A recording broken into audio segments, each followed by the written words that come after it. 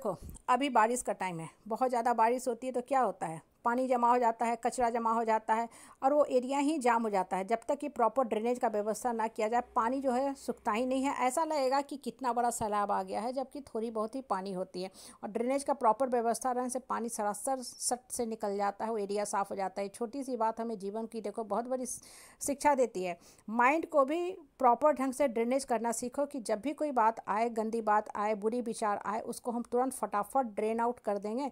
उसको इकट्ठा इकट्ठा इकट्ठा नहीं करते जाएंगे। कुछ लोगों का माइंड जो होता है ना, उतना स्ट्रांग नहीं होता है। स्ट्रांग का मतलब क्या होता है कि उनके ये मैकेनिज्म, ये टेक्निक और टूल उनको नहीं पता है कि कैसे हम निकाल फेंके मन के अंदर की नकारात्मक विचारों को।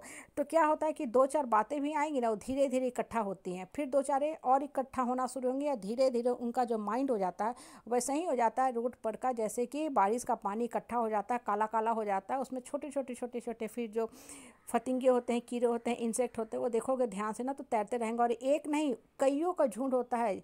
बाद में आपको पता चलेगा कि ये पानी ही नहीं है, ये सिर्फ कीड़ों का जमात बन के रह गया। दिमाग के साथ भी यही होता है। आप एक निगेटिव आदमी के बारे में सोचिए जो आपका जीवन बर्बाद किया, फिर थोड़ी देर के बाद उससे रिलेटेड दो लोग और, फिर चार और, करते करते वो मल्टीपल संख्या में मल्टीप्लाई होते जाएगा।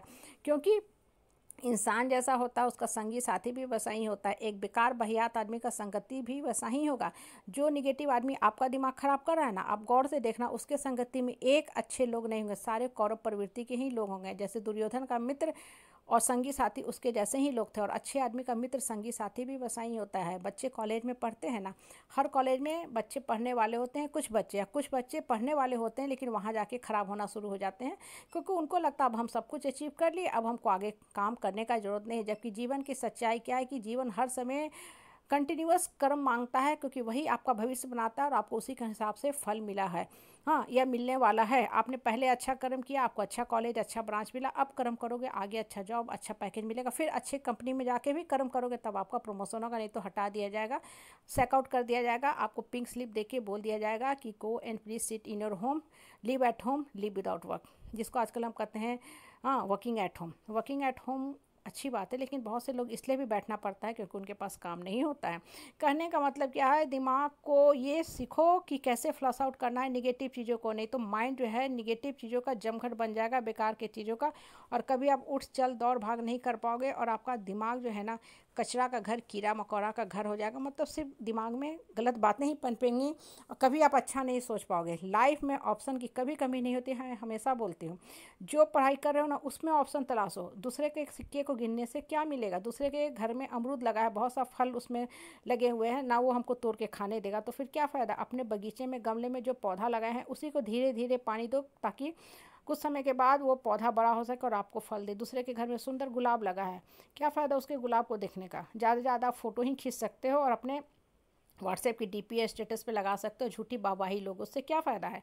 दूसरे के गमले को दरवाजे पे रख लेने से अपने घर की खूबसूरती, रौनक, सुंदरता, सुगंध नहीं फैलती है, नहीं बढ़ती है।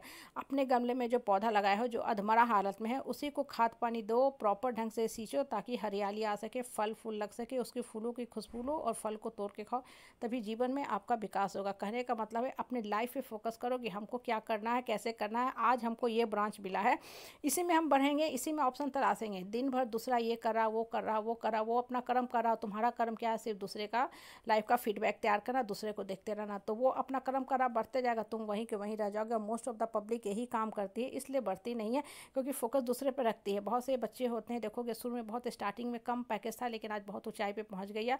उन्होंने अपनी स्ट्रीम को बदल लिया बहुत ही होशियारी से कि चलो हमको ये ब्रांच मिला था, आज हम कोई दूसरा पढ़ाई में लग जाएंगे, हाँ कुछ और अपनी डिग्री में फ्लेवर ऐड कर देंगे। इंजीनियरिंग के बाद MBA, MS, MTech, PhD कुछ कुछ कुछ कुछ कर लेंगे ताकि हम बहुत ऊंचाई पे पहुंच सके। ये लाइफ का मोटो मकसद होना चाहिए, तभी आप बढ़ सकते हो। ना कि अरे मेरे पास सब कुछ है, अब हम टॉप के इंस्टीट्यूट में टॉप का ब्रांच पढ़ रहे हैं। अच्छी बात है, पढ़ रहे हैं, लेकिन कर्म करोगे तब तो आगे बढ़ोगे। सिर्फ बाप का संपत्ति गिनने से बेटा को कुछ फ़ायदा नहीं होगा। बाप का संपत्ति धीरे धीरे ख़त्म ही हो जाएगा, क्योंकि बेटा जो है निठल्ला नकारा है। बाप का संपत्ति है, बेटा अर्न करके संपत्ति अर्न करे तब बाप और बेटा का संपत्ति जो है कंपाउंड इंटरेस्ट बन जाएगा, मतलब वो संपत्ति और बढ़ेगा। नहीं तो पुत्र क्या है, कुपुत्र है तो बाप का भी कमाया हुआ धन को खा पी के बराबर कर देगा। इसलिए बोलते हैं पुत्र कुपुत्र तो क्या कमाना, पुत्र सुपुत्र तो क्या कमाना। इसलिए जीवन में बढ़ने के बारे में सोचो, माइंड को हमेशा नीट क्लीन साफ रखो। जैसे ही निगेटिव थॉट्स हैं उसको, कचरा को बाहर फेंको, माइंड हमेशा नीट और क्लीन रखो ताकि माइंड से नए नए फ्रेश आइडिया जन्मे, तभी आपका जीवन में विकास संभव होगा।